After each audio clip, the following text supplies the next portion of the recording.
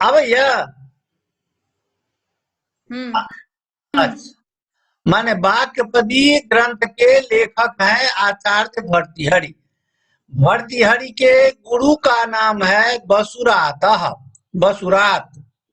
ठीक है। भर्तृहरि रचित ग्रंथ कौन कौन है? भर्तृहरि रचित ग्रंथ कौन कौन है? तो पहला है महाभाष्य दीपिका, जो महाभाष्य के ऊपर टीका है। दूसरा है वाक्यपदीयम, जिसमें 3 कांड है, कांडत्रय। 3 कांड में कौन कौन कांड है? तो ब्रह्म कांड, वाक्य कांड और पद कांड। कौन कौन है? ब्रह्म कांड, वाक्य कांड और पद कांड। गुरुजी आवाज कट रहल है। क्या कने ठीक से अथी आप आबि रहल अछि? हाँ आप ठीक है गुरुजी। अच्छा ठीक है। हाँ, तब वाक्यपदी ग्रंथ के कांड 3 है। वे कौन कौन है? तो ब्रह्म कांड, वाक्य कांड और पद कांड। अब आगे बढ़ते हैं। अब तीसरी किताब उनकी है वाक्यपदीय टीका। वाक्यपदी पर अपनी टीका किए हुए हैं। जो अपने अपने ग्रंथ पर अपनी टीका लिखते हैं उनको कहा जाता है स्वपक्य टीका। नोट करें, जो अपने लिखे हुए ग्रंथ पर टीका लिखते हैं उनको कहा जाता है स्वपज्ञ टीका। ठीक है। वो स्वपज्ञ टीका 1 और 2 कांड पर लिखे हुए हैं। 1 और 2 कांड का मतलब होगा ब्रह्म कांड और वाक्य कांड पर लिखे हुए हैं। ठीक है। आगे है चौथा भट्टिकाव्यम। हाँ, 5वां है भागवृत्ति। 5वां है भागवृत्ति। 6ठा है सुभाषित त्रिशती। सुभाषित त्रिशती। त्रिशती का मतलब होता है जो श्रृंगार शतक, नीति शतक और वैराग्य शतक। त्रिशती का मतलब हो गया श्रृंगार शतक, वैराग्य नीति शतक और वैराग्य शतक। यही है सुभाषित त्रिशती। 7वां है मीमांसा भाष्यम। ठीक है। आगे है 8वां वेदांत सूत्र वृत्ति। वेदांत सूत्र वृत्ति। और 9वां है शब्द धातु समीक्षा। 9वां है शब्द धातु समीक्षा। अब इसके बाद आगे बढ़ते हैं। अब है वाक्यपदीय शब्द की व्युत्पत्ति क्या है? इसको देखें, वाक्यपदीय शब्द की व्युत्पत्ति क्या है? क्या है? तो वाक्यंच पदंच वाक्य पदे। कौन समास हुआ? इतरेतर योग द्वंद्व। कौन समास है? इतरेतर योग द्वंद्व। वाक्यंच पदंच वाक्य पदे। अब उसके बाद वाक्यपदीयम बनाने के लिए तद्धित में हमको जाना पड़ता है। ते अधिकृत्य कृतो ग्रंथो वाक्यपदीयम, यानी ते का मतलब हो गया वाक्य और पद। वाक्य और पद को लेकर किया गया जो ग्रंथ है उसको हम वाक्यपदीयम कहते हैं। वाक्य और पद दोनों को लेकर लिखा हुआ जो ग्रंथ उसको वाक्यपदीय कहा जाता है। अब उसी का हिंदी में अर्थ है जो अर्थात वाक्य और पद के विषय में विचार के लिए आरंभ ग्रंथ।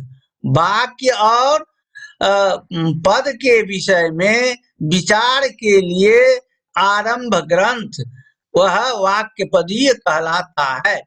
ठीक है।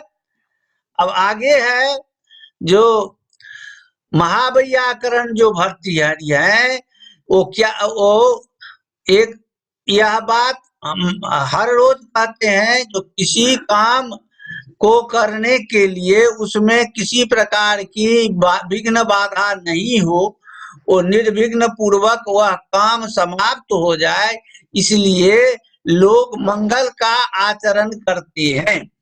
तो ग्रंथकार भी मंगल का आचरण करते हैं। क्यों करते हैं? तो हम जो लिखने जा रहे हैं वो आदि से अंत तक उसमें किसी प्रकार की विघ्न बाधा न हो, साथ ही वह जब समाप्त हो जाए उसके बाद उसके पढ़ने वाले भी हों और वह मेरा ग्रंथ जो है यशस्वी हो, और पढ़ने वाले जो हैं वे भी यशस्वी हों, वो भी दीर्घायु हों। इसलिए इन सभी कारणों से ग्रंथकार मंगल आचरण करते हैं, यानी मंगलाचरण करते हैं। तो समाप्ति कामो मंगलम आचरित, समाप्ति की इच्छा से मंगल का आचरण करना चाहिए। यह शिष्टाचार परंपरा है, यह शिष्टाचार परंपरा है। इस शिष्टाचार परंपरा प्राप्त जो मार्ग है उसका अनुसरण करते हुए व्याकरण दर्शन के सर्वस्वभूत जो ग्रंथ है, व्याकरण दर्शन के, यह व्याकरण का दार्शनिक ग्रंथ है, व्याकरण दर्शन के सर्वस्वभूत जो ग्रंथ हैं वाक्यपदी, उनकी निर्विघ्न का समाप्ति के लिए वे निर्विघ्न पूर्वक समाप्त हो जाए, इसलिए ग्रंथकार ने आशीर्वाद, नमस्कार और वस्तु निर्देशात्मक ये जो 3 प्रकार के मंगल शास्त्रों में किए गए हैं, उन 3 प्रकार के मंगलों में से उन्होंने वस्तु निर्देशात्मक मंगल, उन्होंने वस्तु निर्देशात्मक मंगल का आचरण करते हुए शब्द ब्रह्म को स्मरण करते हैं। वे भर्तृहरि इस ग्रंथ में वस्तु निर्देशात्मक मंगल का आचरण करते हुए, यानी वस्तु निर्देशात्मक मंगल करते हुए शब्द ब्रह्म को स्मरण करती हैं। ठीक है, तो वो क्या करते हैं? तो वो शब्द ब्रह्म को स्मरण करते हैं, उसमें उनकी पहली सबसे कारिका है। क्या कारिका है? तो अनादि निधनम ब्रह्म शब्द तत्वम यदक्षरम विवर्ततेर्थ भावेन प्रक्रिया जगतो यथा। इसको ठीक से पढ़ लें। अनादि निधनम ब्रह्म शब्द तत्वम यदक्षरम विवर्ततेर्थ भावेन प्रक्रिया जगतो यथा। यह वाक्यपदी के ब्रह्मकांड का पहली कारिका है। वाक्यपदी के ब्रह्मकांड की यह पहली कारिका है। इसके द्वारा ग्रंथकार वस्तु निर्देशात्मक मंगल का आचरण कर रहे हैं, साथ ही शब्द ब्रह्म का भी प्रतिपादन करने जा रहे हैं। ठीक है, अब इसमें इस श्लोक का हम अन्वय इस प्रकार करते हैं। कैसे अन्वय? अर्थ करने के लिए पहले अन्वय किया जाता है। कैसे अन्वय करेंगे? तो अनादि निधनम यद अक्षरम तत् शब्द तत्वम ब्रह्म यतः अर्थ भावेन जगतः प्रक्रिया विवर्तते। अनादि निधनम जद अक्षरम तत् शब्द तत्वम ब्रह्म यतः अर्थ भावेन जगतः प्रक्रिया विवर्तते। यह इसका अन्वय हुआ। अब अन्वय के अनुसार हमको इसका अर्थ भी करना है। पहले अनादि निधनम शब्द पर देखा जाए तो पहले अनादि है, अनादि निधनम में दो शब्द हैं, अनादि और निधन। तो न आदि ही इति अनादि ही, नए तत्पुरुष समास हुआ, न आदि ही इति अनादि ही। दूसरा शब्द है निधनम है। तो अब हम अनादि और निधन में समास करेंगे दोनों को मिलाने के लिए। तो समास क्या होगा? अनादिश्च निधनंच तयो समाहारः। यहाँ पर समाहार द्वंद्व हुआ है। अनादिश्च निधनंच अनादि निधनम तयो समाहारः इति अनादि निधनम। समाहार होने के बाद एक वचन हो जाता है और अंत में नपुंसक लिंग का प्रयोग होता है। ज्ञानम ज्ञाने ज्ञानान इत्यादिवत अनादि निधनम यह शब्द बनता है। अब अनादि निधनम का अर्थ क्या होता है?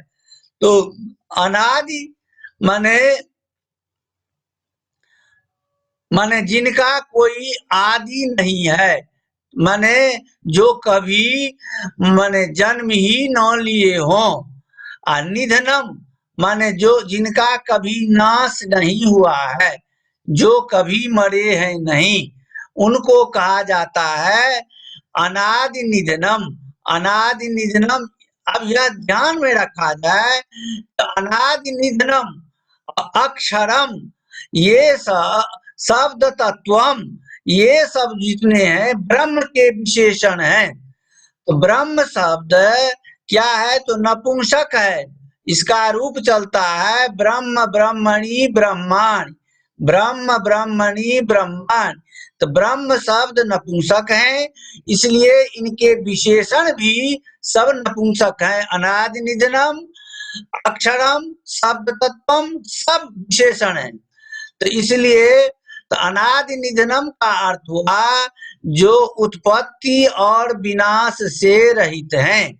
तो जो उत्पत्ति और विनाश से रहित होते हैं वे क्या होते हैं?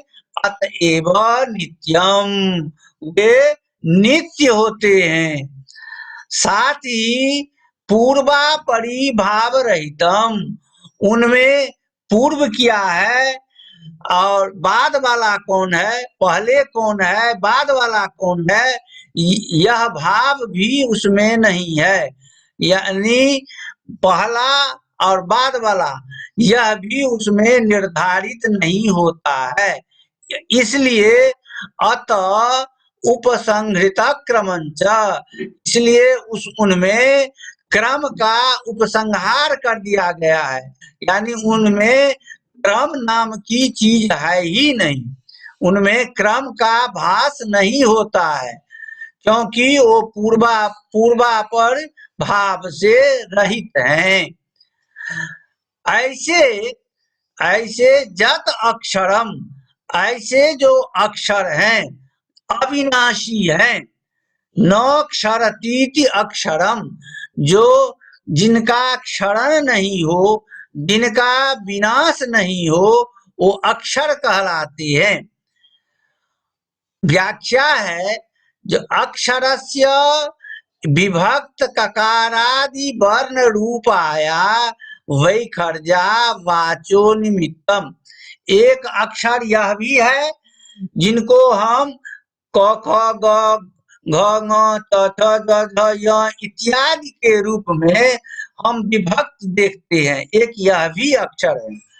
तो ये जो अक्षर हैं, तो ये अक्षर क ख ग घ आदि के रूप में ये अक्षर जो है सो बैखरी वाणी से ये अक्षर प्रकट होते हैं। ये अक्षर हम लोग राम श्याम मोहन आदि जो नाम है उनका जो उनको जो बोलते हैं सो मुंह से बोलते हैं, यानी बैखरी नाद से बोलते हैं। तो किंतु ये जो अक्षर हैं, ये अक्षर ये हम जो बोलते हैं वो अक्षर वो नहीं है, वो अविनाशी है। इसलिए बैखरी वाणी के वे निमित्त हैं, बैखरी वाणी के निमित्त कारण है। यानी वे अक्षर रूप जो ब्रह्म है, उन्हीं से इन बैखरी नादों की उत्पत्ति हुई है। तो इस बैखरी नाद, इन बैखरी नादों का वे क्या है, तो निमित्त कारण है। बिना निमित्त कारण का कार्य नहीं होता है। जब तक माता पिता नहीं होते हैं तब तक पुत्र नहीं होते हैं, जब तक मट्टी नहीं होती है तब तक उससे घड़ा का निर्माण नहीं होता है, जब तक सोना का टुकड़ा नहीं है तो उससे कड़ा कुंडल का निर्माण नहीं होता है। तो ये सब निमित्त होते हैं। तो कहने का मतलब है यहाँ पर भी अक्षर रूप ब्रह्म जो है सो निमित्त है, और बैखरी रूपी वाणी के बैखरी रूपी वाणी जो है उनका वे निमित्त माने जाते हैं। ऐसे कौन है? अब प्रश्न होता है ऐसे कौन है, तो तत् शब्द तत्वम, वे शब्द तत्व हैं, शब्द के वास्तविक तत्व हैं। शब्द के वास्तविक तत्व कौन है? तो पश्यन्ति बाग रूपम, पश्यन्ति वाणी रूपी जो है वही शब्द हुए, और वही पश्यन्ति वाणी रूपी जो ब्रह्म है वही शब्द तत्व है। पश्यन्ति वाणी रूपी जो ब्रह्म है वही शब्द है, और उन्हीं को शब्द तत्व ब्रह्म के नाम से पुकारा जाता है। ठीक है। अब ऐसे जो शब्द तत्व ब्रह्म है, यतः, यतः माने उन्हें पश्यन्ति बाग रूप जो ब्रह्म है जिनमें क्रम कहीं नहीं है, क्रम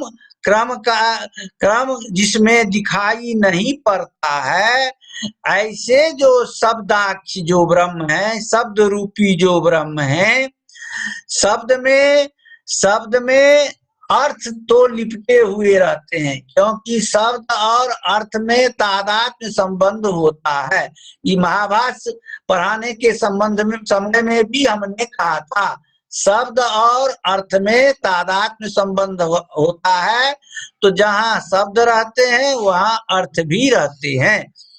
तो ऐसे जो शब्द तत्व हैं, शब्द, हाँ, तो वो जिनमें क्रम नहीं है, वे शब्द तत्व नाम के ब्रह्म से अर्थ भावेन, अर्थ भाव का मतलब होता है जो प्रयोजन सद्भावेन, जब उनको कोई काम करने की इच्छा होती है, जब उनसे कुछ काम लेने की बात होती है, तो ही हुआ प्रयोजन सद्भाव।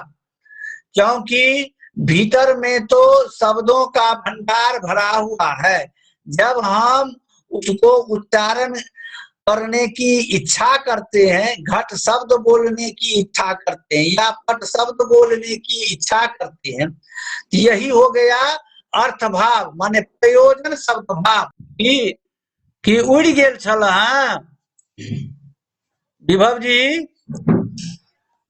हाँ आवाजे का अभाव भ गेल है।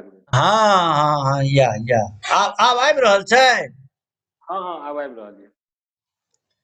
तो ओ शब्द तत्व नाम के जो ब्रह्म है, उन्हीं से प्रयोजन सद्भाव में, माने जैसा जैसा प्रयोजन होता है उनके अनुसार क्या हो गया, वैसे घटादि रूप में यह जो जगत है, जगत माने हो गया संपूर्ण विकार जात, जिसमें सभी मनुष्य पशु आदि सभी जन्म लेते हैं, इसलिए उनका नाम हो गया तो जगत।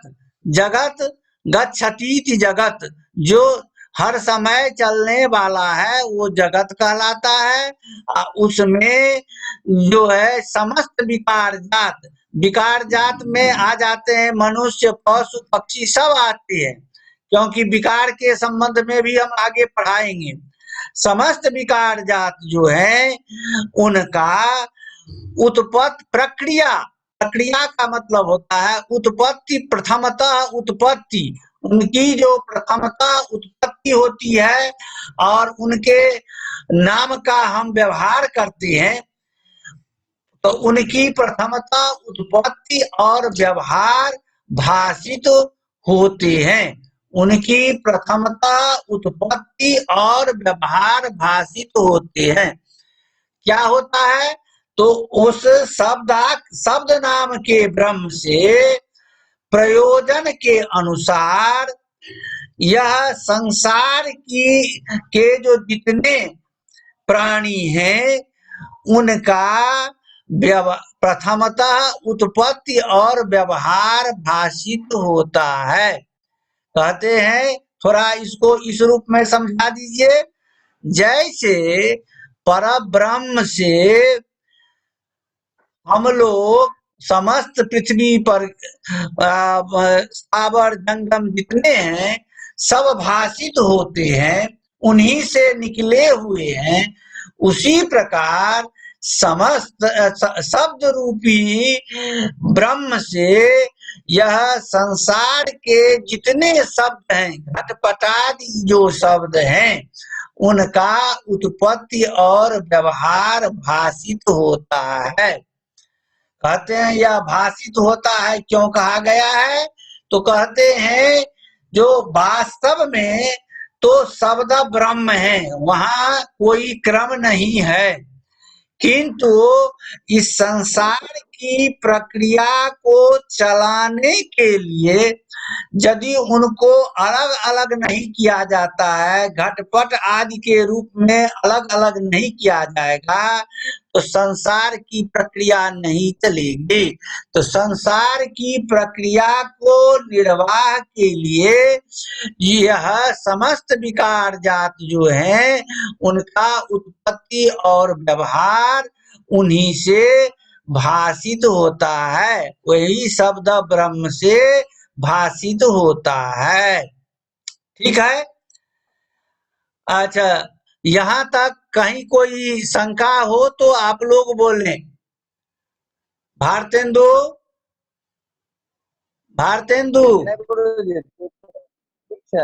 अच्छा, माने रचना बम्बई में कतबो पाई रहा रचना जी गुरुजी। बुझ रहल छियै? जी गुरुजी। गुरुजी अच्छा, एगो बात नहीं बुझलिए। हाँ कहू,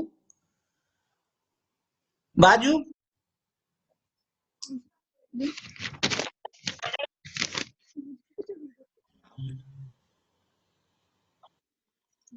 बैखरी का मतलब की भेलै गुरुजी? अच्छा, आब हम ओकरे आगू व्याख्या करऽ जा रहल छी। हम बुझै छियै जे अहाँ सब पश्चंती आ बैखरी नहीं बुझबै, अब आगू हम करऽ जा रहल छी, अपने समाधान भऽ जायत। ठीक ने? जी गुरुजी। अंकिता अहूँ ध्यान राखब, समाधान हम आगू करऽ जा रहल छी। हम ई बुझै छलियै ई गप। आब देखियो, अत्रेदम ध्यातव्यम, ये हम अलग से लिखलौं हैं, माने ये ध्यान के योग्य हैं। क्या? तो देखिए, शाब्द बोधो पैकः पद पदार्थयो संबंधो वृत्ति। गुरुजी आवाज कटै है। केकरो से कटि रहल अछि? देखियो नेटवर्क का गड़बड़ी छै की? नेटवर्क हाँ दरभंगा में छै गुरुजी गड़बड़ी। हाँ नेटवर्क नहीं ठीक। अच्छा, एकरा नहीं हुए तो स्क्रीनशॉट जे छै से लऽ लियो आ फिर लिख कर राखब, तो फिर दोसर दिन पूछ लेब हमरा से। तो ठीक छै, आब आबैया? हाँ, तो देखा जाए जो वृत्ति किसे कहते हैं, तो हाँ, तो शाब्द बोधो कई कहा पद पदार्थयो संबंधो वृत्ति। पहले वृत्ति किसे कहते हैं वो जानिए। तो कहते हैं जो शाब्द बोध के अनुकूल पद और पदार्थों में जो संबंध उसको वृत्ति कही जाती है। शाब्द बोध के अनुकूल। अब कहते हैं जो इस शाब्द बोध क्या है? जो शाब्द बोध जो है, जो शाब्द बोध का मतलब होता है शब्द का ज्ञान। तो शब्द का ज्ञान करने में जो पद और पदार्थ की का जो संबंध है उसको वृत्ति कहते हैं। माने वृत्ति के द्वारा शब्द पद और पदार्थ के संबंध स्थिर करके हम शब्द बोध कर लेते हैं। तो इसलिए कहा गया है कि शब्द बोध के अनुकूल पद और पदार्थ के जो संबंध उसको वृत्ति कहते हैं। माने वृत्ति के द्वारा पद और पदार्थ में क्या संबंध है और उससे क्या अर्थ निकलता है इसका ज्ञान होता है। अब कहते हैं अत्र वृत्त्याश्रय शब्द का। कहते हैं जो भाई अब कहिए जो वृत्त्याश्रय शब्द कौन है? माने उस वृत्ति का आश्रय है वो कौन शब्द है? तो कहते हैं जो नेट गड़बड़ है ना, नेटवर्क गड़बड़। अब आवे छे अब। हाँ। उस वृत्ति का आश्रय शब्द को किसको? उस वृत्ति हाँ उस वृत्ति का आश्रय शब्द किसे माना जाता है? तो उसको कहते हैं सह स्फोटात्मक इति गृहाण। वो वृत्त्याश्रय शब्द स्फोट को माना जाता है। अब कहते हैं ननु कोयम स्फोट उच्यते। कहते हैं स्फोट के बारे में एक बार और कह दियो ना। वृत्ति के बारे में एक बार और कह दियो तो। हाँ, तो वृत्ति शाब्द बोध के अनुकूल, शाब्द बोध के अनुकूल पद पदार्थों के संबंध को वृत्ति कही जाती है। लिख लिया, शाब्द बोध के अनुकूल पद और पदार्थों के संबंध को वृत्ति कही जाती है। ठीक है जी गुरुजी। हाँ, अब उस वृत्ति के आश्रय शब्द कौन होते हैं? तो स्फोट होते हैं। अब स्फोट क्या है? अब आगे इस पर विचार किया जा रहा है, अब सब स्पष्ट हो जाएगा।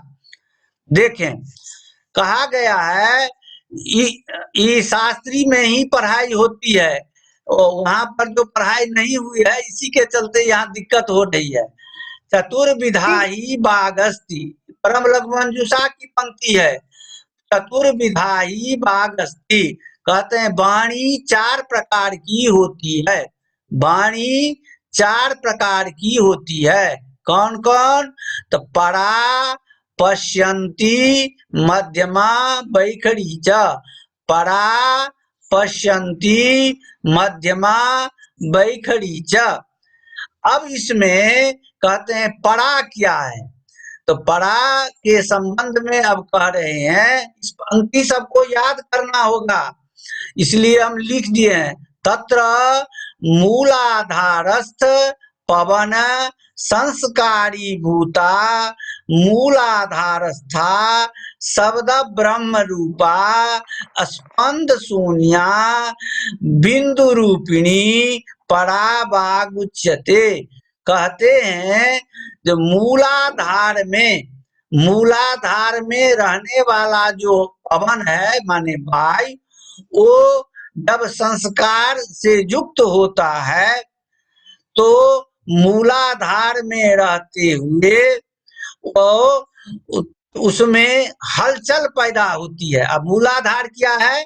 तो हम पलथा लगा करके जिस पर हम बैठते हैं पीछे का रीढ़ जो है वो जहाँ समाप्त होता है, पलथी लगा करके बैठते हैं, उसको मूलाधार कहा गया है। तो उस मूलाधार में हलचल पैदा होती है। हम मान लीजिए हम घट शब्द बोलना चाहते हैं, तो घट शब्द बोलने के लिए सबसे पहले वो मूलाधार में जो हवा है वो संस्कार से युक्त होती है और उसमें स्पंदन आ जाती है। वो मूलाधार का क्या स्वरूप है? तो बिंदु का स्वरूप है। जैसे शून्य कहते हैं ना, तो शून्य का स्वरूप है उनका मूलाधार का, वो जो है सो, और उनको शब्द ब्रह्म कहा जाता है। अभी शब्द ब्रह्म की हम चर्चा किए हैं ना, तो वही कहते हैं वो जो है सो शब्द ब्रह्म रूप है। उस शब्द ब्रह्म रूप जो है वो माने उसी को परावाणी कही जाती है। यानी मूलाधार में जो हवा है वो संस्कार से युक्त होकर के उसमें स्पंदन आ जाती है और वो बिंदु रूप में वहां पर शब्द ब्रह्म, बिंदु रूप में वह शब्द ब्रह्म बिंदु रूप में जहां वो रहती है उसी को शब्द ब्रह्म कहा जाता है, उसी को परावाक कही जाती है। ठीक है। अब वहां से अब वहां से आगे हवा निकलती है, तो वो आगे जो निकलती है तब वो नाभि तक आती है, तो उसको हम पश्चंती कहते हैं। वहां से जब हवा निकलती है तो हृदय तक आती है, तो उसको हम मध्यमा कहते हैं। वहां से फिर हवा निकलती है तो कंठ देश में आती है, तो उसको हम वैखरी कहते हैं। अब इन तीनों की व्याख्या करने के लिए तो हमको लगता है क्या मिनट समय है? मात्र अब 3 ही मिनट रह गया है, 2.5 मिनट। तो अब लगता है जो इसकी व्याख्या अभी नहीं हो सकेगी। इस पश्चंती की व्याख्या करना जरूरी है, क्योंकि भर्तृहरि ने 3 ही वाणी को माना है, पश्चंती मध्यमा वैखरी। तो उन्होंने पश्चंती को ही शब्द ब्रह्म रूप माना है, इसलिए हमने ऊपर में व्याख्या की है। सब माने पश्चंती बाग रूपम ब्रह्म, वही पश्चंती बाग रूप जो है ब्रह्म है। तो वह पश्चंती बाग रूप ब्रह्म की चर्चा है। तो अब हम इसको आगे दिन हम ले चलेंगे, लेकिन है क्या, तो आगे दिन फिर वो नामार्थ है, तो नहीं होगा ना। तो हम इसको आप लोग रखिए, उस दिन हम नामार्थ की चर्चा करेंगे, फिर इसको हम आगे दिन हम ले जाएंगे। ठीक है।